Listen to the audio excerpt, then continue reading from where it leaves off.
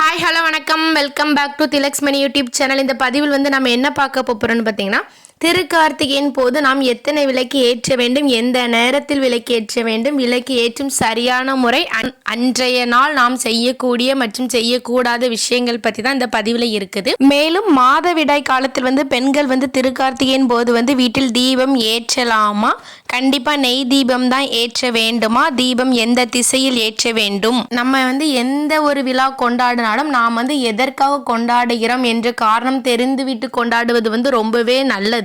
அதனால வந்து இந்த கார்த்திகை தீபம் வந்து எதற்காக இவ்வளவு சீரும் சிறப்புமாக கொண்டாடுகிறார்கள்னு சொல்லி இந்த பதிவில் இருக்குது. அதனால இந்த வீடியோ எல்லாத்துக்குமே ரொம்ப யூஸ்ஃபுல்லாக இருக்கும்.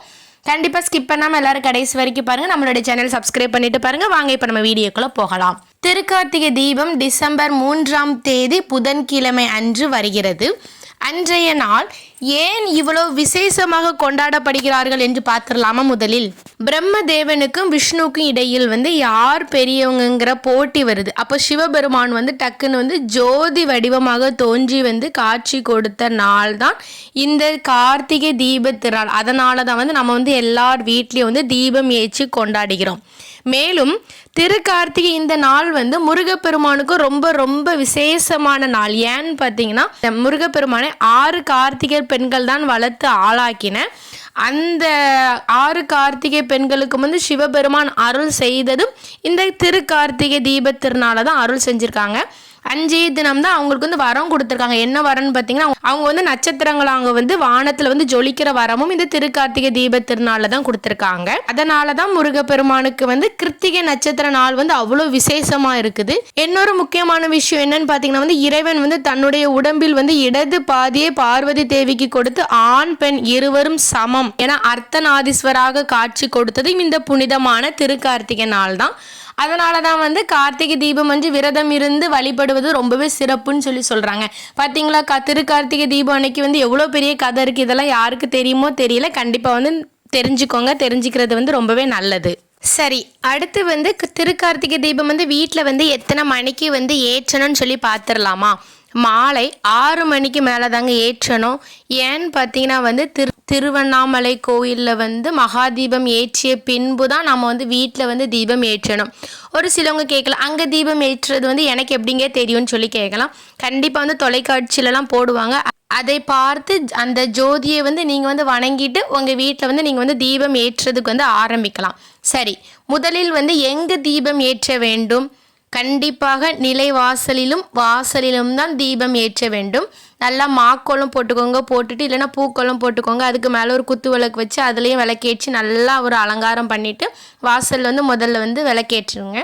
அந்த விளக்கு ஏற்றி கொண்டு தான் நீங்கள் வந்து பூஜை அறையில் வைத்து நீங்கள் விளக்கு ஏற்ற வேண்டும். எக்காரணத்தை கொண்டும் பூஜை அறையில் உள்ள விளக்கை எடுத்துக்கொண்டு வந்து நீங்கள் வந்து வெளியில் ஏற்றக்கூடாது. யாரும் இந்த தவறை வந்து செய்து விடாதீர்கள். சரி, எத்தனை விளக்கு மொத்தம் ஏற்றணும்னு சொல்லி பார்த்தீங்கன்னா, நம்ம வந்து 27 நட்சத்திரங்களின் அடிப்படையில் வந்து 27 விளக்கு வந்து கண்டிப்பாக ஏற்றணும். அதற்கு மேலே வந்து எத்தனை வேண்டுமானாலும் வந்து ஏற்றலாம். அதை பற்றி தப்பே கிடையாது.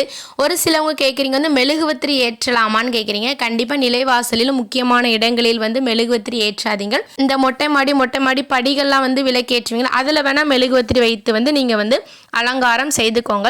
கண்டிப்பாக வந்து திருக்கார்த்திகை தீபம் அன்று வந்து வீட்டில் வந்து விளக்கேற்றி கண்டிப்பாக வழிபாடு செய்யுங்கள். ரொம்ப ரொம்ப விசேஷமான நாள்.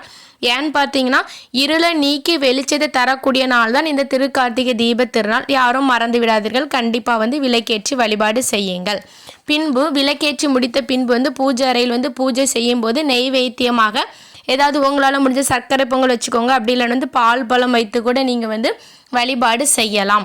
திருக்கார்த்திகையின் போது வந்து தீபம் ஏற்றி வழிபாடு செய்யும் போது வந்து நீங்கள் வந்து சிவபுராணம் திருப்புகழ் தெரிந்தால் கண்டிப்பாக பாராயணம் பண்ணுங்கள். அப்படி இல்லை எனக்கு தெரியாதுன்னு சொல்கிறவங்க வந்து ஓம் நமச்சிவாய ஓம் நமச்சிவாய ஓம் நமச்சிவாயங்கிற மந்திரத்தை வந்து நீங்கள் வந்து ஒரு 21 முறையாவது சொல்லி வந்து நீங்கள் வந்து வழிபாடு செய்யுங்கள்.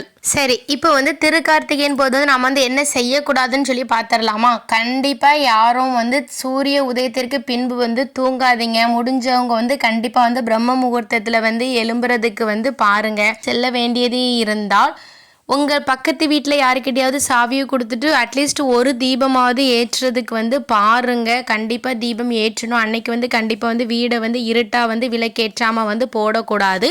அதனால் வந்து கண்டிப்பாக வந்து யார் மூலமாவது விளக்கேற்றுறதுக்கு வந்து பாருங்கள். யாரும் வந்து கண்டிப்பாக வேனுக்குன்னு நம்ம வந்து தீபம் ஏற்றாமல் வெளியே போக மாட்டோம். சந்தர்ப்ப சூழ்நிலை காரணமாக தான் நம்ம வந்து போவோம்.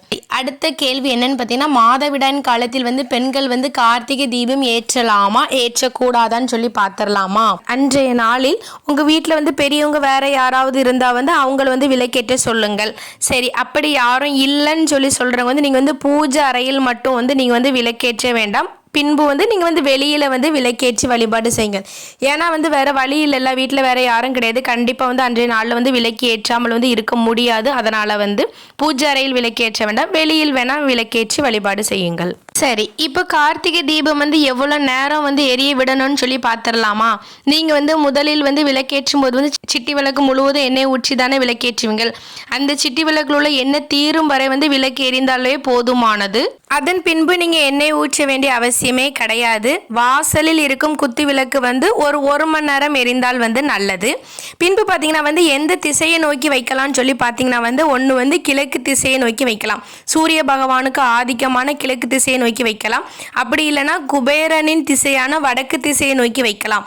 இவ்வாறு வைப்பதால் வந்து உங்கள் வீட்டில் வந்து செல்வ நிலை கூட மகாலட்சுமியின் அருள் வந்து பரிபூரணமாக கிடைக்கும். ஓகே ஃப்ரெண்ட்ஸ், இப்படி தான் வந்து கார்த்திகை தீப திருநாளில் வந்து விளக்கேற்றி வந்து வழிபாடு செய்ய வேண்டும். கார்த்திகை தீபம் ஏற்றி உங்கள் வாழ்வும் வளமும் நலமும் சிவனின் அருளால் பெற்று பல்லாண்டு காலம் வாழ்க.